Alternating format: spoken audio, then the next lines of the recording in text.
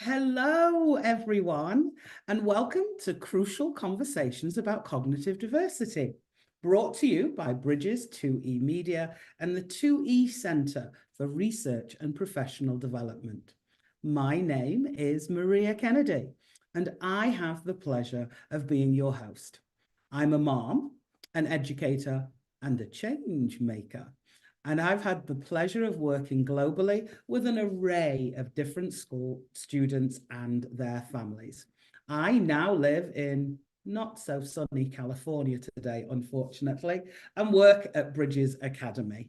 But it has been an amazing journey for me, traveling all the way from England to being able to work with this wonderful population of twice exceptional students. So we are superbly blessed today. So we have two guests with us. Today, Megan DeLoyne, she's going to be monitoring the chat and offering us some special backstage information there. So Megan, please turn on your camera just for a few minutes and introduce yourself. Hi, Maria. Thank you so much for that introduction. Hi, everyone who's watching live and recorded. My name is Megan. I'm with Stoll Learning Center. I'm so excited that we are here today. Maria, your Crucial Conversations is such a lifeline for families, and so we're honored to be here today. And as you say, it's not sunny today, but happy to be here nonetheless. So thank you for this. You're very, very welcome. We're going to make our own sunshine today. Okay. Yes. And then our second guest is the amazing Irene Lee. Irene, please turn on your camera and introduce yourself. Hello, thank you, Maria. Just like Megan said, I'm so grateful and such a pleasure to be joining you on this podcast. It's been like Megan said, a very great information source and even community for all of these families and people just reaching out for crucial information. I'm Irene. I am one of the center directors of the Stoll Learning Center in Pasadena, California. We have a total of 4 other centers. I run the Pasadena location. I have my master's in psychology with an emphasis in child and adolescent behavior. And I've been with the Stoll Learning Center for 11 years now. Awesome, awesome. Just telling you, I had the pleasure of going to their open house, meeting the rest of their team. Their team is phenomenal. And some of the stuff that they do is just like, blew my mind. And so this is why I felt it was vitally important to have them on the show today so that they can share with you the wonderful work that they're doing. You know, they're another resource for our community. So Irene, you're going to gift us a mini presentation. So if you'd like to take it away. Oh, before we do that, actually, oops, let me get housekeeping out of the way. I'm so sorry. Okay, so if you have any questions at all for Irene, please type them in the tab marked Q&A. Sorry, we'll answer those as we get to them. So remember, the time disappears really quickly. So the sooner you submit your questions, the more likely we are to have time to answer them. Okay. And remember that the chat is there for you to share your experiences, for us to celebrate community and even to make suggestions. Okay. So let's make sure that we use both of those. So take it away. Thank you. Yes, I'll give a short presentation. Our topic today is dyslexia and the brain. So I'll give some of the nuts and bolts about dyslexia just to launch into the conversation and questions that we'll have afterwards. So let me share my screen.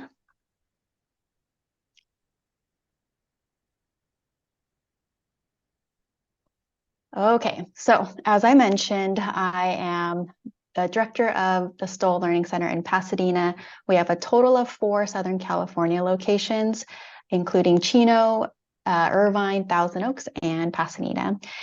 One of our biggest populations are dyslexic individuals. They are our specialty, but we work with a wide range of individuals with learning challenges, including dyslexia, attention, processing skills, etc. So we work with a wide variety of individuals. I'd be remiss to jump in without addressing our learning skills continuum. If you've done any sort of research about the Stoll Learning Center, you know this is our bread and butter. This is our philosophy of everything that we do. So in a nutshell, we analogize learning as a continuum, like a ladder. So if you're trying to do a job at the top of the ladder, but some of the underlying rungs are not stable or solid, then of course your attention, energy, efforts are going to get diverted away from doing that job to also trying to stay balanced. So that's what's happening to our kiddos, our clients, our adults who are trying to work up there in school or their jobs or even in traditional tutoring, but there's underlying processing or cognitive skills that aren't super solid, that's causing efforts and attention to be diverted away from, paying attention to the teacher or whatever that might be, to also trying to stay balanced, sit still in their chair, or really focus and pay attention or read what's on the page, even though it's all confusing. So it's so critical and important to identify where on that learning skills continuum the challenges are or where the skills are breaking down so that we can address those skills, correct them to free up the mind to be as independent as possible. And we truly believe in that approach. So with dyslexia, I think many of us are pretty familiar with the differences between the left and the right brain, generally speaking. The left brain tends to be the organized side of the brain. It likes order. It likes rote memory. It's the numbers, the language, logic and reasoning, analytical thinking, that sort of thinking. And then the right side tends to be more of the creative side. It likes images and pictures. It's the imaginative side. It recognizes emotions, things like that. So with our dyslexic learners, the right side of the brain tends to be their strength. Therefore, the left tends to be where the challenges lie. So I think it's important to know that to just kind of understand a typical dyslexic brain. So I like to start with talking about the strengths. Dyslexic individuals are some of the most intelligent individuals on the planet. They have some incredible high strengths. So I mentioned some of those. They tend to be very creative and innovative because their brains really like images, and not only images, but perceiving things in 3D. They tend to have really, again, go into that creative field or have an aptitude for anything within that. This also comes with strong comprehension skills, which some might be thinking, well, how come my child struggles with this sort of comprehension? Well, there's a lot of different kinds of comprehension, and it's usually reading comprehension that's challenged, not so much comprehension as a whole. So, these individuals can fill in the blanks or read you really well or, understand concepts very, very easily. They're very emotionally aware and intuitive. Therefore, they have pretty good social skills. They tend to be charismatic, be the popular one in the group, have a bunch of friends. They're very comfortable with just kind of chatting up anybody. They're so much fun to be around. These tend to be my favorite students. They're so fun. And then they tend to have a big picture or a top-down perception. So they like to look at the big picture and then the details. And sometimes the details do go by the wayside just because they are very, big thinkers. So if you do a Google search, there have been so many famous people who have had dyslexia. And if you just look at this list, Walt Disney, Thomas Edison, etc., you would never question intelligence, right? These are brilliant, successful people. They've created some amazing things that have lasted a lifetime, right? So it's never a question about intelligence. These are brilliant individuals. I wish I had a dyslexic mind to be as creative as possible. But probably you might hear a lot of stories where they struggled in school. Maybe they were, put in a box, or they were always in trouble or things like that because they didn't fit the traditional mold of school. So with that, talking about the challenges of a dyslexic learner, if you think a high aptitude for visual skills or thinking in 3D, then on the flip side, the challenges are going to be 2D or organizational and linear thinking. So that is reading, writing, and spelling. If a dyslexic individual is trying to perceive letters on a 2D page, that's what's called disorienting. I've heard it described many different ways where it seems like the words are moving on the page, they're getting blurry, it makes them feel nauseous to look at, things like that. One of the most common stereotypes of a dyslexic individual is flipping their B's and D's, right? But if you think about a lowercase b and a D, and you're trying to perceive that 2D symbol in 3D, of course, it's the same thing. The symbol is the exact same thing. There's no difference to it. So that's why it's one of the common letters that they confuse. With organizational thinking, this also gets into the realm of language, attention, memory, that sort of thing. Again, if we think about this very creative visual mind, they're going to see things in multiple perspectives or have that top-down approach. This could look like lack of attention, or they can't focus on one thing for a long period of time, or they're jumping from one topic to another. Dyslexia is a huge spectrum.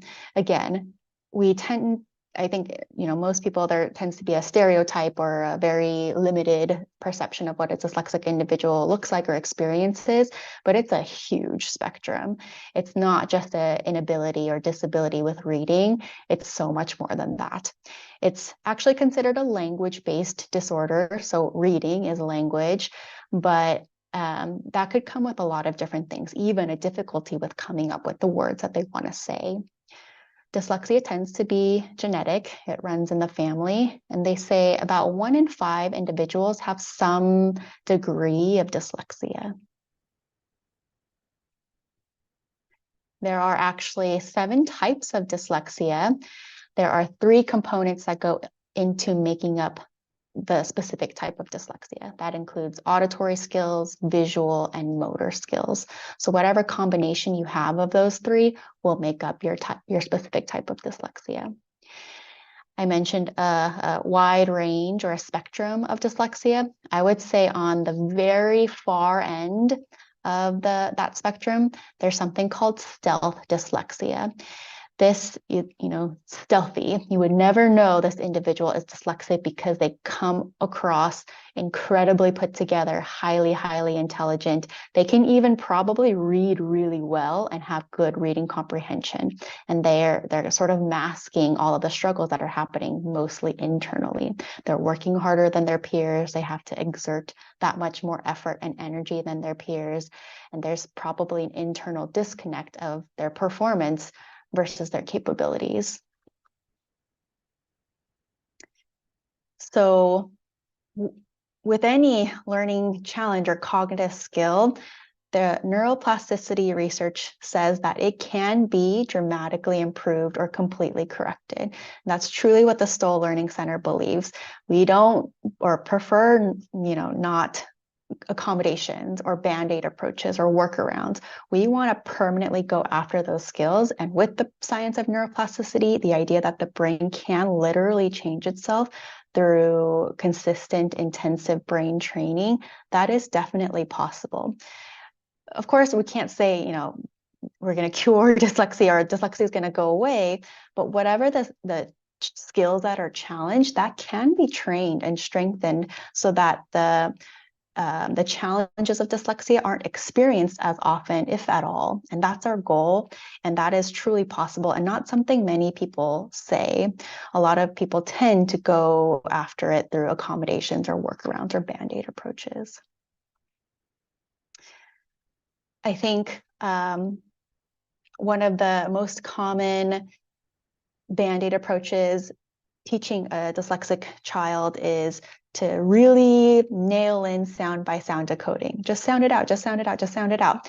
but that is a very inefficient way to teach a dyslexic learner. If you're a comfortable reader and you think about the way that you read, never are you sounding out words. Never are you looking at each individual letters, right? You just look at the word and you recognize it automatically. So when we're telling the child to sound it out, you are actually reinforcing the wrong side of the brain.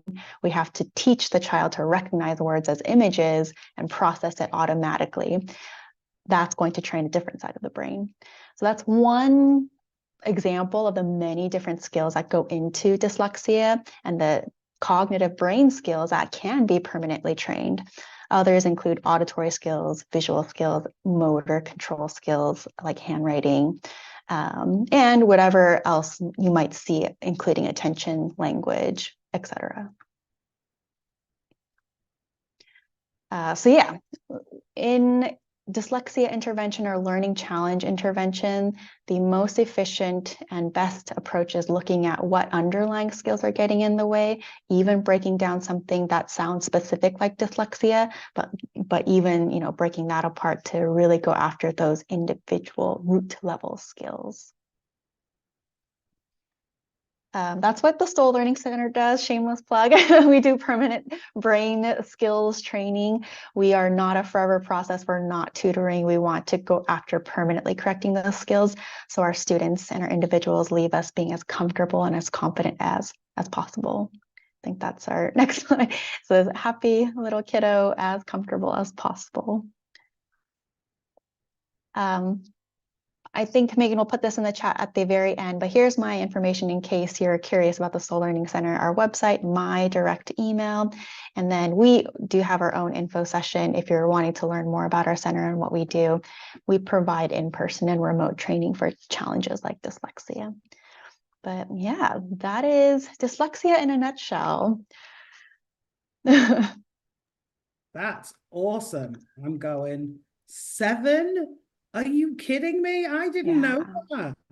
And then that combination, I mean, I made a note of it, dyslexia being a spectrum. So that is possibly part of the reason why so many people go undetected, because of those combinations. So that makes perfect sense. Okay, so the questions are already coming in. Nice. Okay, so first one, can you speak a little about the connection of dyslexia and how it affects math learning?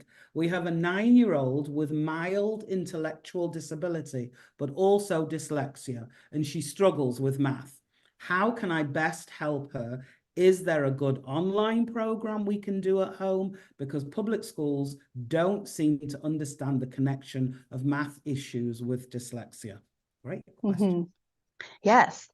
Yeah. So we want to even further determine if math truly is an issue. So with a lot of dyslexic individuals, because if you think about the challenges, it's, you know, 2D processing or organizational thinking. It's not necessarily math that's challenged. It's the way that they're, you know, forced to perceive math. It's on a piece of paper. There's a bunch of lines and columns, and you have to keep your numbers in order and things like that. So if that's causing the disorientation, it's not necessarily math or math comprehension or math understanding. It's a processing issue. It's dyslexia. With that said, there is a type of math dyslexia called dyscalculia. That is where an individual struggles with understanding what math actually means. Like, what do numbers mean? What does more or less actually mean? So it would be an exploration of, is it, you know, really the understanding your math, or is it more of the organizational piece? A good starting point might be, do they do well with like just talking about math or understanding the concepts? Do they struggle with word problems, with anything with reading involved? Are they always flipping their numbers or messing up their columns, things like that? Wonderful. And so, okay. All right. Another question. Advice on supporting a possible dyslexic first grader who comes from an English-speaking household and is enrolled in a Spanish immersion school. She can sound out Spanish, but has had little to no formal schooling in English. I, Mom, am dyslexic and learned by exposure rather than phonetic learning. I was homeschooled and learned at my own pace, but I didn't read until 9. I'm wondering how to support her with English, which I still believe is harder for me than Spanish or Japanese. When she has a basic understanding of Spanish, and if I should consider pulling her out and putting her into the English program. Thank you. Ooh, complex. Yes, it's interesting. A lot of dyslexic kiddos will thrive in other languages. I think English is one of the hardest languages to learn, and it's crazy. You know, there are so many crazy words that don't look like how they sound. You just have to memorize what it, looks like or sounds like. Like every time I write restaurant, I'm going restaurant. And that's why English tends to be the most confusing or disorienting. Whereas, yeah, something like Spanish, it is more phonetic and you can sort of sound things out. My first response is going to be to train the dyslexia challenges. However, things that you can do is just reducing the amount that your child might be looking at. So with reading, instead of looking at a whole overwhelming page of text, covering up with a blank piece of paper and reading line by line. I mentioned sound by sound decoding, like just telling them to sound it out, sound it out. That's not the best thing to do. It is a good secondary tool. People should have the ability to sound out words. However, if you really train that and have that be your your dominant skill with reading, that's going to be super inefficient. So we teach our kiddos to when we do spelling words, we do flashcards and we say, okay, memorize it as a picture. Just take a picture of it. Notice the tall letters, notice the hanging letters, notice how it looks. Notice that funny E at the end, take a picture of it. Don't memorize the letters, take an image of it. Can you see it in your mind? Can you visualize it? And we train that ability to take their strength of visualizing, but apply it to words. I love that. Yes, because my dyslexic students are often the most creative and the imaginer and have great imaginations, but they definitely see things that I don't see. And so it makes perfect sense then to use that.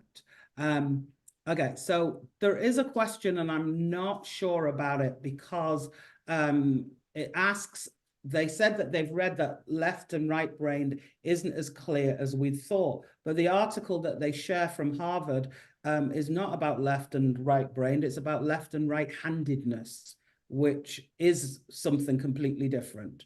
And then it says, does this change your approach to teaching dyslexic students? But so please, anonymous attendee, if you could restate your question, because I'm not actually sure what you're asking, because what you've shared with me is about left-handed and right-handedness, not left brain and right brain. So please reschedule that for me. Okay, so if you are not helping students to decode, how are you helping them to learn to read, especially for those 2E kids diagnosed in middle school? So does it matter then how long in, how old they are, how you work with them? Not necessarily. I mean, the younger you are, the more plastic or malleable the brain is. But because of neuroplasticity, it doesn't matter what age you are, the brain can always be trained. We have traumatic brain injury individuals, elderly adults, those with Alzheimer's who are doing brain training and they're making new neural connections. So it doesn't matter. The older you are, perhaps, yeah, the longer it might take or the more frequency it'll entail. It also has to do with the amount of learning challenges or the severity of those challenges. So if we're taking the spectrum of dyslexia, if it's a very severe dyslexia, quote unquote, then yes, it's going to take a lot more. If it's a 2E and dyslexic presenting individual, then yes, we're going to have to look at all of the individual underlying root skills that are going into those, specific challenges, and we create an individualized program to go after all of those things. Nice. Oh, cool. Can you help with dysgraphia? I know We the can. answer to that. Yes, absolutely. So any learning challenge, we definitely do address. So dysgraphia is, they say almost every dyslexic individuals has dysgraphia. It's a language processing challenge that comes out in writing, because if you think about writing, it is very, very hard. And dyslexic individuals tend to be very verbose and be able to present their intelligence through words. But when it comes to writing it down, that's where it really breaks apart, and there's a huge discrepancy. So there's a lot of graphomotor or handwriting challenges that come along with that, organizational things, because you're turning your thoughts into an organized, a set of notes on a piece of paper. So yes, we would go after all of that. Wonderful. Good. An older child, age 14, with dyslexia, ADHD, ASD, is your program appropriate for a learner with this profile? Yes, it sounds like it.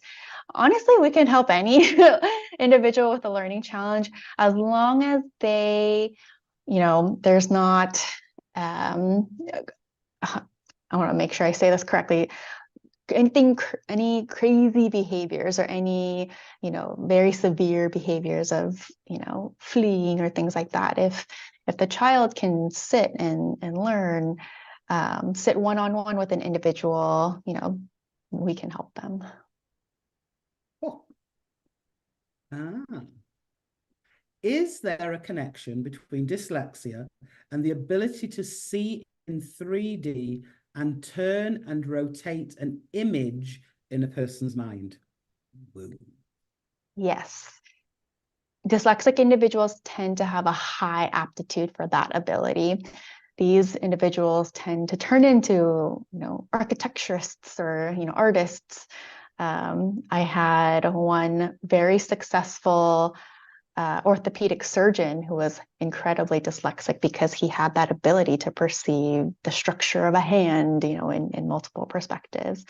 I just met with a family who described their son as having he's a 10-year-old, and he can replicate building guns, to, very exact dimensions and things like that. So they have a really strong aptitude for perceiving things in 3D. Wow. Okay.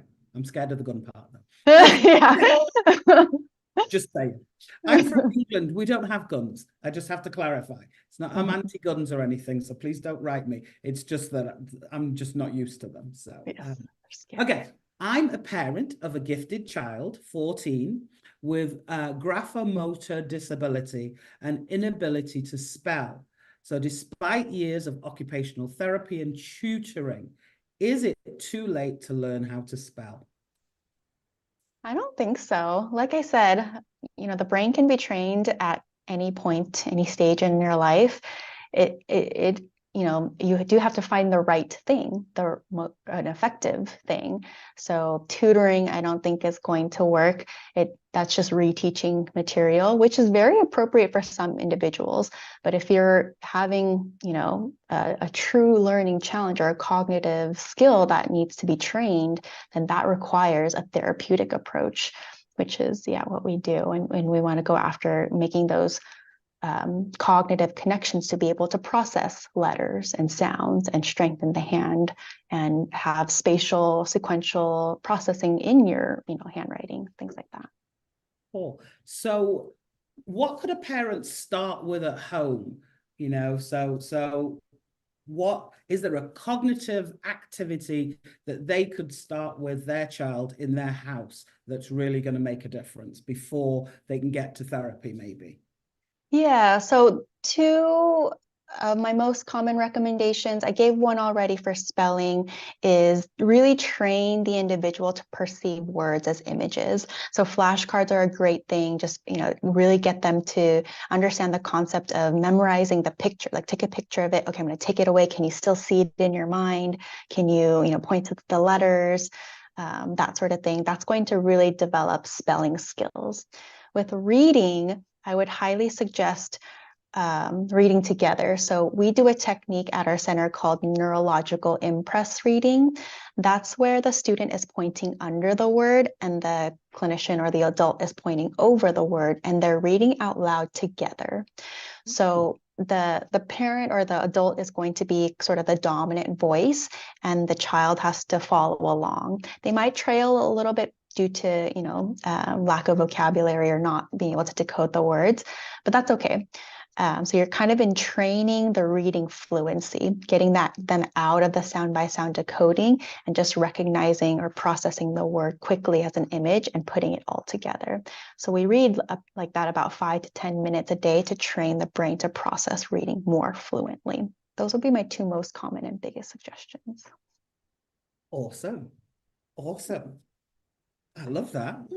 Let's get that reading together. That's always, always, always important, doing the reading together. Can you please talk about how dyslexia may impact word retrieval, general organization, time management, and finding way, as in directions? Yes. So word retrieval, I mentioned dyslexia is a language-based disorder. So the language part could be a little bit more severe. So finding access to the words that you want to say or stringing your words together fluently or, expertly, that might be a challenge. I've had dyslexic kiddos stumble across their words or not be able to say exactly what they want to say, or they use a word that's not quite what they wanted. So that's definitely impacted.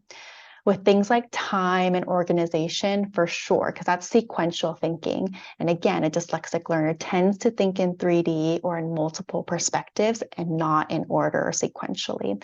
That part of the brain needs to be trained. I love that. I love that. So, yeah. Maybe I'm more dyslexic than I realized. Okay. Can you discuss the relationship between dyslexia and possible memory issues? My son is 9, has dyslexia, and he struggles with what seems to be short-term or working memory. However, the struggle is inconsistent, so it is difficult to determine what might help him. Yeah, there's probably something that he tends to remember really well and things that he cannot. So, movies or conversations or experiences, those might be the areas in which your son really remembers because, there's, not reading involved or things like that. Whereas, I don't know, like new information, learning a new subject in school, that sort of thing might be more difficult to remember. One of the most common things we get is, a parent will tell me, I'm reading with my child and there's a word that's always coming up in the story, but every time we come across that word, it's like they're seeing it for the first time. And it's like, yes, well, they're not perceiving that word again as a whole image, or they're not looking at the whole thing. They're honing in on the letters individually, and of course that's going to impact their memory of that word no matter how many times they look at it. So yeah, thinking about the strengths and the challenges of the specific dyslexic brain, that's probably going to indicate what they're good at remembering and what they might be challenged with in remembering. Wonderful. Okay, so I have a nice long one for you. Everybody's doing a phenomenal job today. The questions are just coming in, so just keep them coming. I'm loving it. So please speak to and share resources for very rural 2E, now adult child near 30 who still highly compromised, not thriving in life, and who is in need of expert direction, support and mentoring. She was not well supported, no area experts to support her needs, and a very real struggle. She's gifted, ADHD, stealth dyslexia, which you mentioned, and stealth dysgraphia, dyscalculia, visual processing, auditory processing, anxiety, depression, all prominent with extended stress and eventual exhaustion. Whose multiple overexcitabilities, including emotional high, empath, deep feeler, makes this all more painful. She suffered through much of first college, especially with non-caring, unsupportive teachers, yet still earned the second highest SAT educational scholarship out of 7 levels to a top regional private school via retaking tests without timing in quiet, comfy space, and graduated both high school and college with honors, no drugs, no trouble. Yet, she's still struggling with her challenges, keeping her from attaining her multiple past career and current job life goals, and is wondering, has verbalized, if this is what life is always going to be like, why live? That always worries me.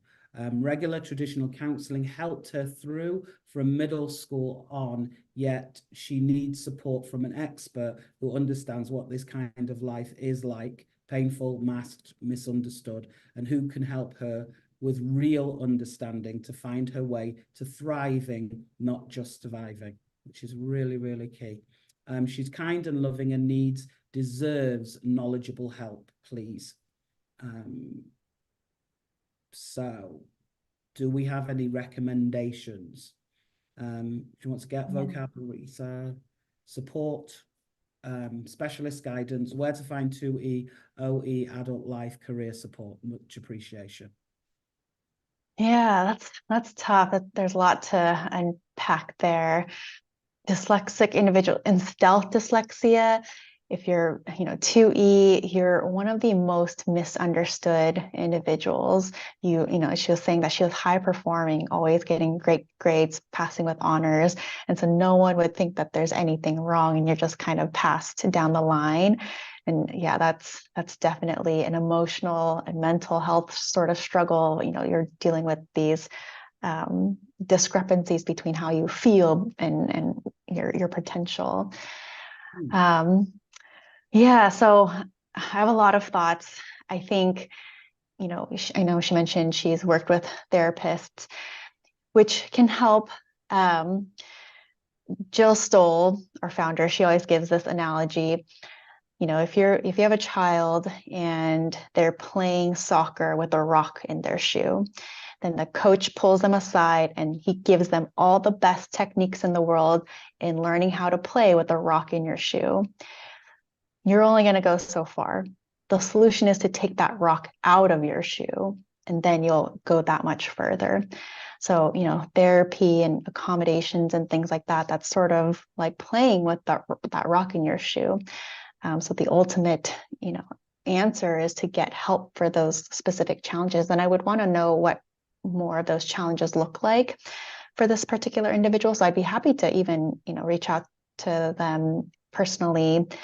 As an adult, I would say definitely advocate for yourself a lot, whether that's in school or in work. If you have these diagnoses, definitely ask for accommodations or advocate for yourself.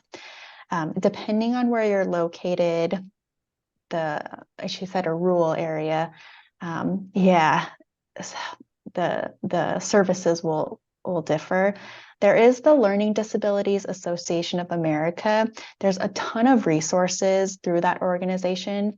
It's a national organization, and they might be able to connect you with specific services in your area and give you some more research or suggestions. That might be a good place to start. But if you're local, I could be able to give you perhaps more recommendations in the area. But yeah, I'm happy to reach out and discuss more individually. Okay, so some great resources there, and also obviously Irene. And so Megan, if you pop Irene's info in the chat again so that this attendee can reach out directly to Irene, that would be beautiful. Okay, I'm worried that we're not going to get through these questions that are so many, but this is a wonderful problem to have. And maybe if we don't get through them, you will, maybe we can answer some of them offline and post those answers for people. So hi, as a teacher, I've had students with dyslexia tell me that they find Mandarin easier to learn to read and write than English. Can you shed light on why this might be the case? Yes, I've heard that before too, because Mandarin, they're characters, right? It's almost like a drawing. So again, if we think, these individuals have an aptitude for visual images, it kind of makes more sense to them versus, our English language that's so phonetic and you have to process the sounds with the symbols and things like that. I love that. Oh gosh. See, never thought of that. Thank you so much. See, I'm learning so much today. It's brilliant. Can you discuss the relationship between, oh, did I do this one? Discuss the relationship between dyslexia and possible memory issues? Yes, we did. Okay. Does the Stowell Centre work with adults as well? If not, where would you suggest adults reach out for resources? And are you seeing more and more adults coming forward in the same way as we are seeing people on the spectrum, or parents realizing that they are gifted or 2A? Ooh, great question. Yes, we absolutely help adults at, any individual at any age. Interestingly, I just got word that we do have more interest in adults. We have a free dyslexia quiz on our website. You can just take the quiz and see if maybe dyslexia is a possibility for yourself. And we've seen a lot of adults doing it. However, we don't see a lot of adults pursuing help or therapy. I think because, as adults, we tend to put ourselves aside, or, we have busy lives, and it usually, like, the kids come first sort of mentality. So yeah, we've noticed that has been a trend. However, yeah, we are getting more interest, or just a lot of adults taking that quiz just for information and curiosity. So would you recommend, because you said earlier that you're never too old. So therefore, my question is, just because I'm older, can we still retrain those neural pathways, regrow them so we don't have to give up on ourselves? Definitely. Yes, 100%. Okay, good. All right. So we're never too old. Some of us might be a little older than others. If school is teaching to sound out words for reading, stroke, spelling, etc., and she has to work with your school, would that not confuse her? It can. So when that happens, we try to have a discussion with the child and have them come on board. So we tell them sound by sound is a great tool to have in your tool bag. However, the best way the brain learns to read is by reading fluently. And so we do that, of course, here in our center. We teach our parents to reinforce that at home. And as a center, we do love connecting with schools and teachers just to kind of educate them and let them know, hey, we gotta do it this way. This is really going to benefit the child, that sort of thing. So it's not a bad thing to learn sound by sound decoding. It is, but it is more of a secondary tool. I like that. And you mentioned that you give the parents resources to work with their kids at home. Yes. So we try to not give too much homework as a center, but if the parents are very willing and they want to kind of make the process faster, we definitely give them the tools and techniques that we're using here in the center and have them do it at home for extra reinforcement. Beautiful. Thank you. Do you take regional center self-determination funding for your services or other funding sources like insurance? We definitely take self-determination students. We are an approved self-determination vendor, so you would just kind of explore that with your specific regional center. Insurance has worked for some families in the past. You would just have to check with your individual provider to see if we qualify. Beautiful. Okay. Is there a typing program you recommend for dyslexic 2E kids? Oh, I don't. I'm not very aware of a typing program. Yeah, that one I don't know. Okay. I don't know either. I've never thought about that, but hey, definitely something we need to try and find out about. Yeah. So what education is required to do the type of work you do? IOW, what training would you take if you wanted to do this work as a job? So all of our clinicians have a degree within the field. So whether that's teaching, psychology, occupational therapy, physical therapy, etc. Yeah, so those are our clinicians. However, most of our programs are created by our founder, Jill Stoll. They're proprietary to our center, our techniques. So despite your background, our clinicians are heavily and extensively trained in our techniques for a long period of time before working with students. Wonderful. Thank you, Sarah. Sarah recommends a typing program. It's a multi-sensory game-oriented typing program. Sarah, you typed it. Oh, did you just retype that one? Because she typed it only for us. Oh yeah. Okay. So it's now in the chat for everybody. So englishtype.com. Write that down. Englishtype.com. I'm going to try that one myself. Thank you so much, Sarah. That's great. Yeah. You talked about masked 2E individuals that are incredibly intelligent on the slide with the 7 types. Where to learn more about those individuals? With stealth dyslexia, if you just do a Google search, there's a lot about what that is, what that looks like. 2E, I imagine Maria, you might be the expert in that field of resources and. Right. So I'm just thinking that basically there's a lot of resources on our Bridges website. And Jane, if you just email me directly, let's you and I get together, because 2E individuals, just to tell me that it's a masked 2E individual doesn't give me enough information to know about your child. Because as we know, no 2E children are the same.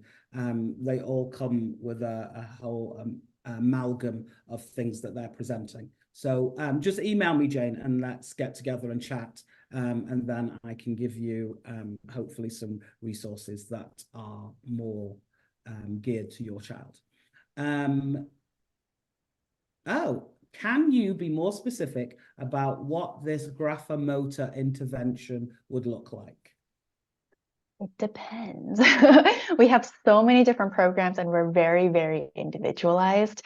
However, it could be as simple as training the fine and gross motor skills within the writing hand. So we do a lot of writing, tracing activities that are developing those muscles. It could be building letters in clay. So I have a book recommendation, The Gift of Dyslexia by Ron Davis. That's the book, but he also created this program that we use where dyslexic kiddos will build their letters in clay because it's turning 2D information into 3D. And once they can feel the 3D-ness of a letter or a symbol, it downloads into their brain much more, solid. So it could be that, building the letters and then turning it in again into 2D. So we do a lot of grapho work by drawing it on a chalkboard, because the sensory or the sensation of a chalkboard when you're digging the letters into it gives your hand sensory feedback. Yeah, those are the 3 that come to mind the most. Okay, cool. Oh my goodness, we've got questions up the chain and we're about time. It's lovely. Thank you all so much. I think it's wonderful. Okay. What should schools do for dyslexics, especially having to do with timed activities or tests? Yeah, anything that's on a piece of paper, like test or writing activities, ideally less, giving or not having a time limit, reducing the amount of visual overwhelm on a piece of paper. So giving them perhaps another blank sheet of paper to help them cover, or a common one is using a ruler to help them keep track. Another common suggestion is using blue paper.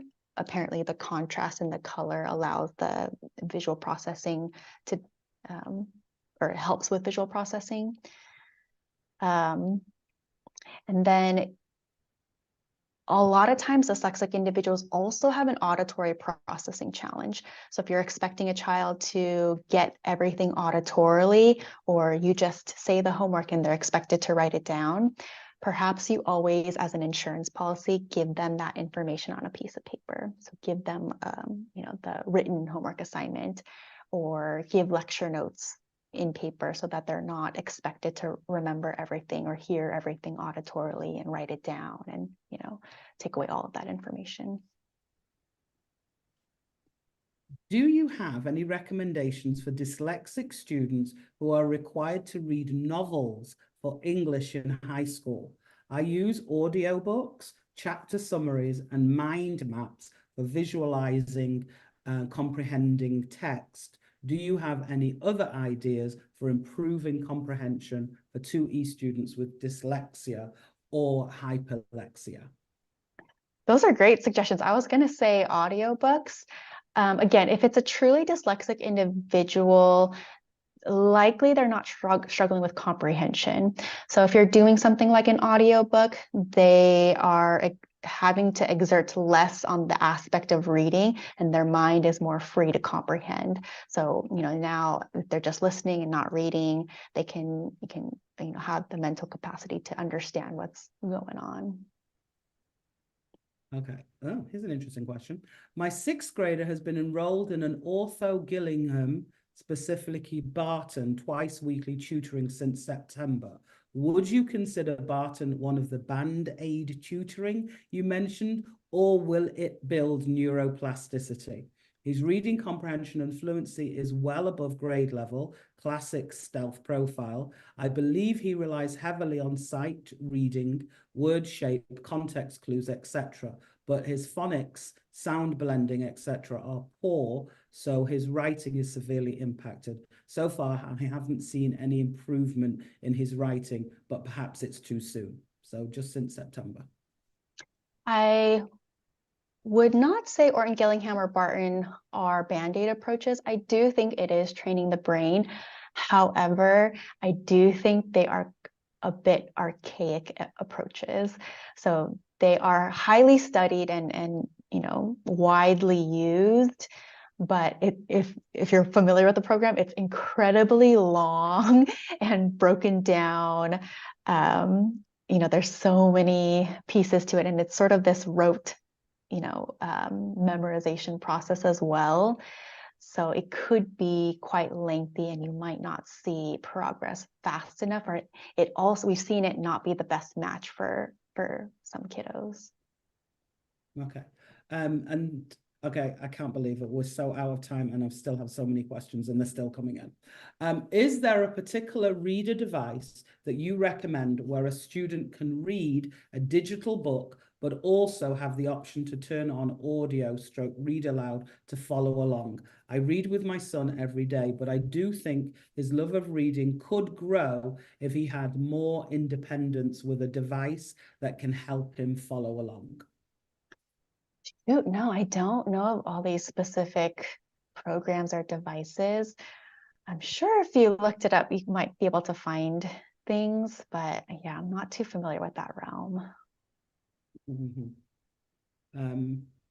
Yeah, because I have a friend who so they use Scribe, because with Scribe you can usually get the book and the audio book, but I don't know if you can read and play them. So I know lots of my friends use the hard copy book, most books you can get from the library, and then play the audio. If you're in Los Angeles, the public library you have access to, oh gosh, I think it's Hoopla or something, where you can get like audio texts. And so if you just check the book out of the library, and then you have the audio option available on your phone or on your computer. Hoopla and Libby, thank you so much. Right, then they could read along as and when they felt so that would be kind of cool. I don't know where the time went. It just kind of flew through the wall. And I don't think we've ever had less than 9 questions. And we still have 9. And we've answered 23, 24 questions already. So you know that this conversation is very, very popular. And I might need you to come back for us to continue the conversation. But before we go, I just would like to thank you all for attending. And as promised, we did say that there was an opportunity to win a copy of Jill's very revolutionary book. And so we have a question for you. All right. So the question is, how many types of dyslexia are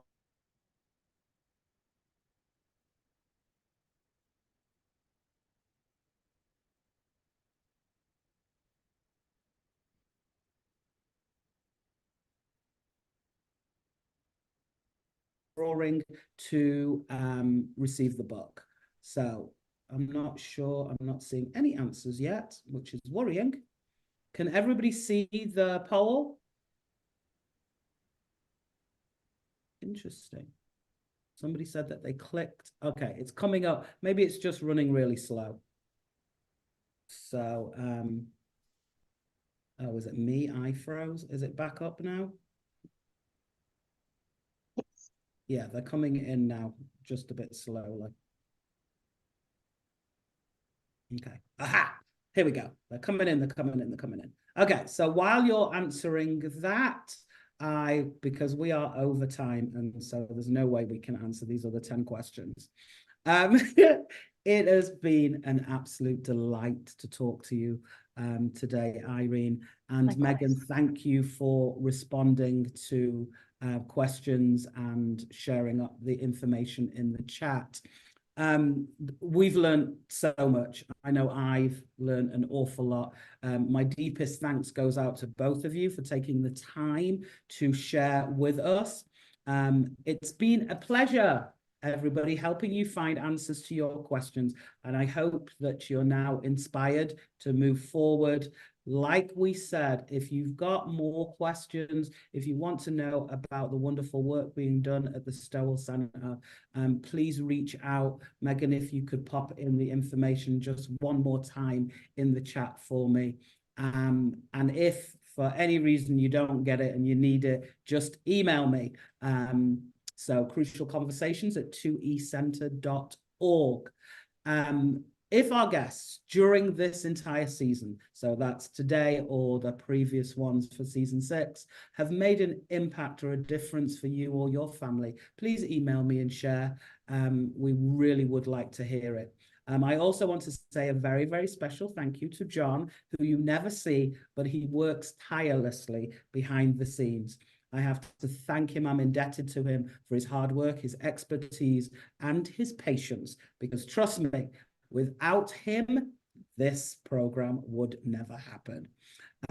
Please, everybody, take care of yourself. And remember to join me on February 21st for another crucial conversation. Okay, so let's see. Way, we got 31 answers, so I'm just going to end the poll. And so what will happen is everybody who has answered correctly and in the poll. So Irene, would you like to tell them what the correct answer was? How many forms of dyslexia are there? There are 7. So the good news is that most people got that right. So we have definitely all learned a lot today. So that's wonderful. So I'm thinking that's fantastic. So what I'll be doing is I'll be putting all of your names into a little spinny thing that we have, and then 2 of you will win, and I will be emailing you to let you know, and then we'll arrange to get the book sent out to you. So I'm sorry, we've run out of time, and I am very aware that we have got lots and lots of questions left, and hopefully we'll find a way of getting you some more answers. Once again, Megan and Irene, thank you so much. And thank you everybody for taking the time to join us today for our crucial conversations about cognitive diversity. I'll see you all next month.